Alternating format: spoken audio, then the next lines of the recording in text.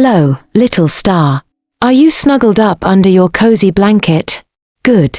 Close your eyes for a moment, and imagine a forest where the trees hum lullabies, and the wind carries secrets only the animals can hear. Kiko and the River of Whispers.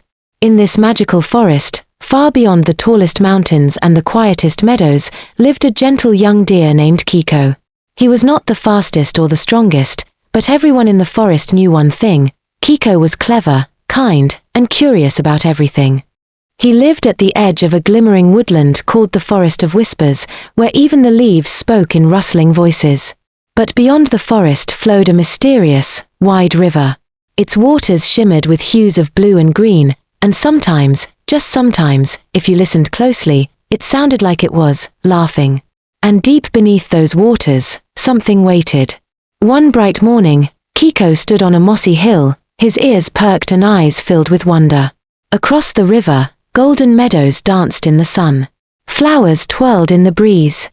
There, on the other side, was the Garden of Light, a place filled with glowing berries, singing petals, and clouds that shaped themselves into animals when you giggled.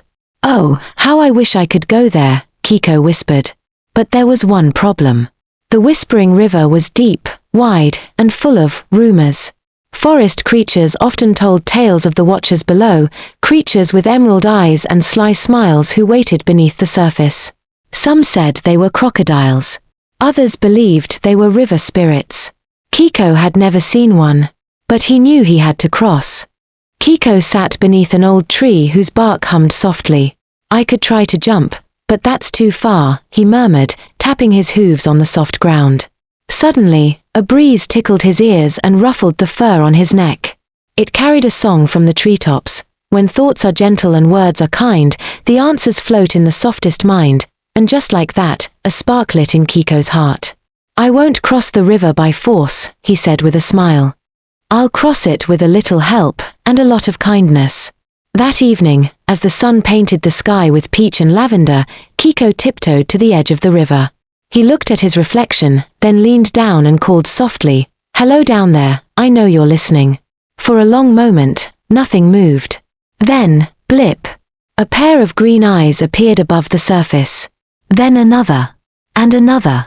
Soon, 10 crocodiles had risen, their scales glistening like wet jewels under the fading light. But these were not angry beasts. No, they blinked slowly, curiously, as if surprised to be spoken to kindly. "Good evening," Kiko said with a polite bow. "I'm Kiko. I come with no trick, no trap, just a question and a song." The crocodiles murmured among themselves. One with a scarred snout slithered forward. "What do you want, little dear?" "I want to visit the Garden of Light on the other side of the river," said Kiko, "but I can't swim that far. Would you help me cross?" The crocodiles blinked. "Why should we help you?" Kiko smiled. "Because if you do, I'll tell you a secret the forest told me." The crocodiles exchanged long, thoughtful glances. No one had ever asked them for help before. Most creatures feared them. Some ran. Others screamed. But Kiko, he smiled and bowed, as if they were honored guests. The scar-nosed crocodile squinted. "What kind of secret could a deer possibly have for us?" Kiko stepped closer. "A secret about the Garden of Light. Did you know the water from that garden can soothe tired tails and polish even the dullest scales?"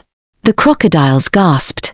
"Scales that sparkle," whispered a young one, peeking from behind a lily pad. "Yes," said Kiko gently. "And if you help me cross, I'll bring some of the glowing petals from the garden, petals that hum when they touch water. I'll share them with all of you." The crocodiles huddled, murmuring excitedly. Finally, the scar-nosed one turned and nodded. "We accept. Climb onto our backs, little dear. One by one, we will line up and make you a bridge."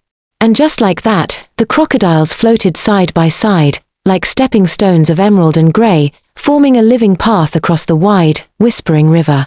Kiko took a deep breath and placed one hoof on the first crocodile's back. It felt cool and steady. "Thank you," he whispered. He stepped lightly, one crocodile at a time, the water gently rippling around them. As he reached the middle of the river, the wind sang softly through the reeds.